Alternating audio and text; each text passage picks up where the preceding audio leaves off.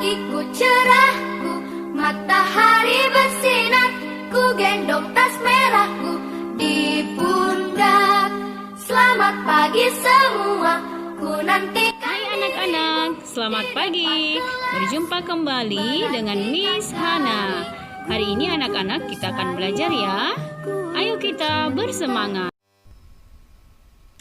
Nah, anak-anak, sebelum kita belajar, mari terlebih dahulu kita berdoa, kita memohon berkat kepada Tuhan. Kita berdoa masing-masing dalam hati. Doa dimulai.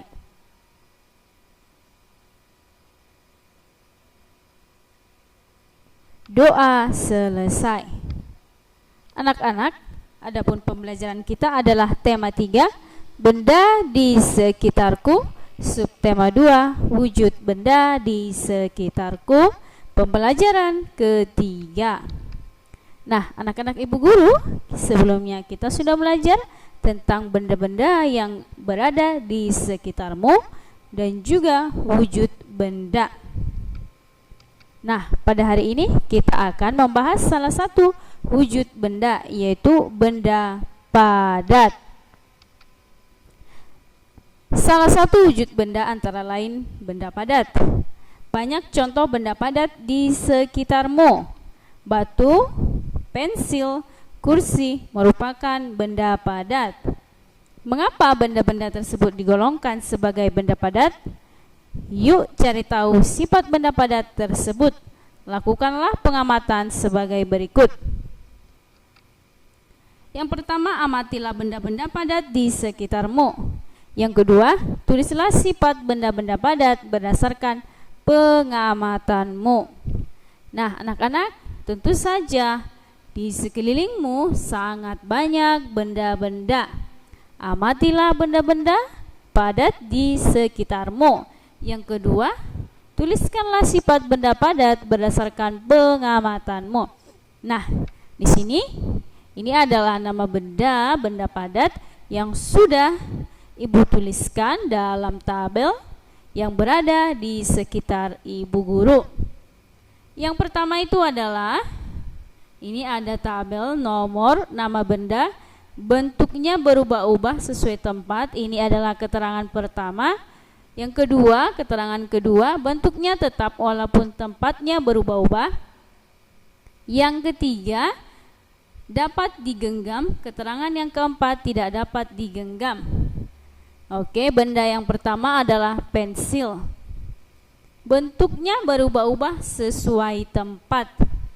Nah, di sini dalam kotak kosong ini atau tabel kosong ini kita mengisi tanda benar atau tanda checklist jika benar, tanda silang jika tidak sesuai. Nah, anak-anak, yang pertama adalah benda pensil. Bentuknya berubah-ubah sesuai tempat. Nah, apabila kamu meletakkan pensil di sebuah tempat, apakah pensil itu berubah bentuknya? Oke, jawabannya adalah salah. Keterangan kedua, bentuknya tetap walaupun tempatnya berubah. Nah, yang kedua ini adalah bentuk pensil itu tidak berubah meskipun kita letakkan mau dimanapun itu tempatnya. Benar atau salah? Ya, benar. Yang ketiga, dapat digenggam atau dapat dipegang. Apakah pensil dapat dipegang? Ya, benar. Tidak dapat digenggam. Benar atau salah? Salah. Lalu yang kedua, nama bendanya adalah rautan. Bentuknya berubah-ubah sesuai tempat. Salah. Bentuknya tetap walaupun tempatnya berubah. Benar. Dapat digenggam. Benar. Tidak dapat digenggam. Salah. Yang keempat, nama bendanya adalah penghapus. Bentuknya berubah-ubah sesuai tempat. Salah. Bentuknya tetap walaupun tempatnya berubah. Benar. Dapat digenggam atau dipegang. Benar. Tidak dapat digenggam. Salah. Benda terakhir adalah buku. Bentuknya berubah-ubah sesuai tempat. Salah. Bentuknya tetap walaupun tempatnya berubah. Benar. Yang selanjutnya, dapat digenggam. Benar. Yang selanjutnya, tidak dapat digenggam. Salah. Nah, anak-anak, itu adalah jawaban dari benda-benda yang ada di sekitarmu, yaitu benda padat dan juga berdasarkan pengamatan. Jadi, dapat disimpulkan bahwa benda padat mempunyai sifat: 1. Bentuknya tidak berubah walaupun berpindah tempat. Yang kedua, ukuran bendanya tidak berubah walaupun berpindah tempat. Yang ketiga, benda padat dapat disentuh, digenggam, atau dipegang. Nah, anak-anak, ini adalah kesimpulan dari pengamatan yang sudah kita lakukan tadi. Sebutkanlah benda yang digunakan untuk mengukur jarak dari rumahmu ke sekolah. Nah, tentu untuk mengukur jarak kita memerlukan meteran atau alat-alat yang dapat kita gunakan untuk mengukur dari rumah kita ke sekolah. Berapa meter, berapa kilometer, Berapakah jarak yang ditempuh dari rumahmu ke sekolah? Kamu dapat bertanya kepada orang tuamu. Tentu kamu dapat tanyakan kepada orang tuamu, berapa meter atau berapa kilometerkah jarak dari rumahmu sampai ke sekolah.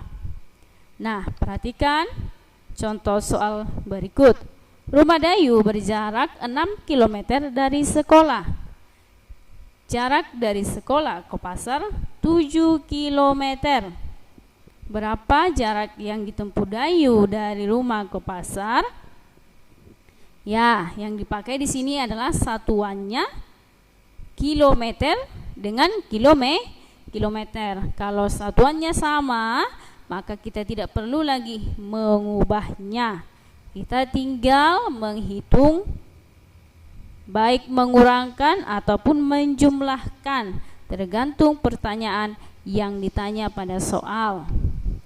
Lalu, jarak yang ditempuh Dayu dari rumah ke pasar adalah 6 km tambah 7 km sama dengan 13 km. Mari kita selesaikan soal ini bersama-sama. Di sini Ibu akan berikan satu soal buat anak-anak agar kita semua dapat menyelesaikan bersama-sama. Udin dan Beni akan berlomba lari. Jarak yang akan ditempuh 350 meter. Lomba pun segera dimulai. Saat Udin telah sampai ke garis akhir, Beni baru menempuh 200 meter. Berapa meter sisa jarak yang harus ditempuh Beni sampai ke garis akhir? Nah, anak-anak, tentu kamu harus memahami apa saja informasi yang sudah kamu temukan dari soal tersebut.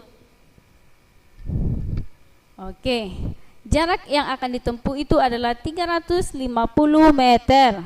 Di sini si Udin dan si Beni akan lomba lari. Si Udin sudah menempuh jarak sampai ke garis akhir atau 350 meter. Sedangkan Beni menempuh jarak 200 meter. Yang menjadi pertanyaannya, berapa meter sisa jarak yang harus ditempuh Beni sampai ke garis akhir? Maka sisa jarak yang harus ditempuh Beni sampai ke garis akhir adalah 350 meter dikurang 200 meter sama dengan 150 meter. Oke, di situ sudah sama satuan panjangnya kan anak-anak? Meter dengan meter. Baik. Nah, anak-anak, di sini kita akan mendengarkan sebuah lagu. Namun adapun petunjuknya di sini adalah, dengarlah lagu ini, kamu boleh gerakkan kakimu sesuai gambar di bawah ini, lakukan sampai lagu selesai. Gerakan yang kamu lakukan adalah gerakan seperti pada gambar ini. Oke. Lakukan gerakan dengan riang pada lagu.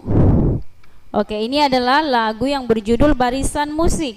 ciptaan A.T. Mahmud. Baik anak-anak, kamu lakukan gerakannya sesuai dengan bagaimana musik atau pola irama pada lagu tersebut. Kalau dia cepat berarti gerakanmu pun harus cepat, sesuaikan dengan lagu. Selamat mendengarkan.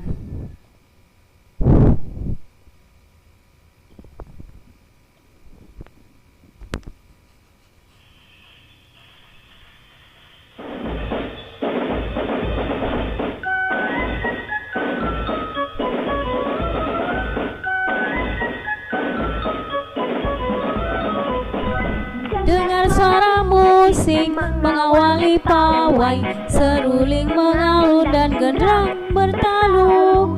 Mainnya lincah, seragamnya elok, sambil berbaris memainkan lagu. Suara pun riang, siapapun senang, sorak-sorai para penonton mengeluhkan. Suasana pun riang, siapapun senang, sorak-sorai para penonton terkesan.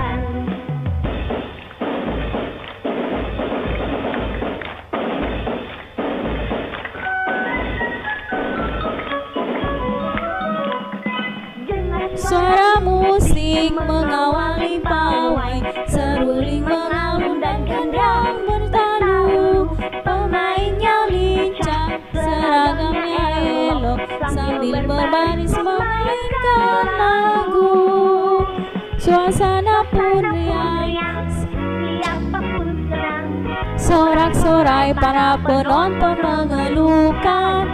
Suasana pun riang, siapapun senang, sorak-sorai para penonton terkesan. Suasana pun riang, siapapun senang, sorak-sorai para penonton mengeluhkan. Suasana pun riang, siapapun senang, sorak-sorai para penonton terkesan.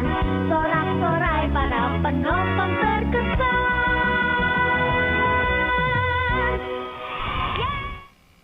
Oke, anak-anak, itu adalah lagunya. Anak-anak sudah mendengarkannya, maka nanti anak-anak dapat melakukan gerakan seperti gambar saat lagu sedang dinyanyikan. Nah, anak-anak, ini adalah tugas untuk anak-anak ibu guru. Yang pertama adalah praktikan gerakan pada lagu barisan musik yang pasti sesuai dengan gambar yang sudah ibu katakan tadi. Yang kedua, kerjakanlah halaman 30 dari buku LKS 3C bagian B, benda-benda di sekitarku. Yang ketiga, kerjakanlah halaman 31 dari buku LKS 3C benda-benda di sekitarku. Oke anak-anak, ini adalah bukunya. Pada soal nomor 2 dan 3, kamu dapat langsung mengerjakannya atau menulisnya di buku LKS-mu. Baik, sekianlah pembelajaran kita. Maka anak-anak, kita akan akhiri dengan berdoa. Kita berdoa dalam hati masing-masing. Doa dimulai.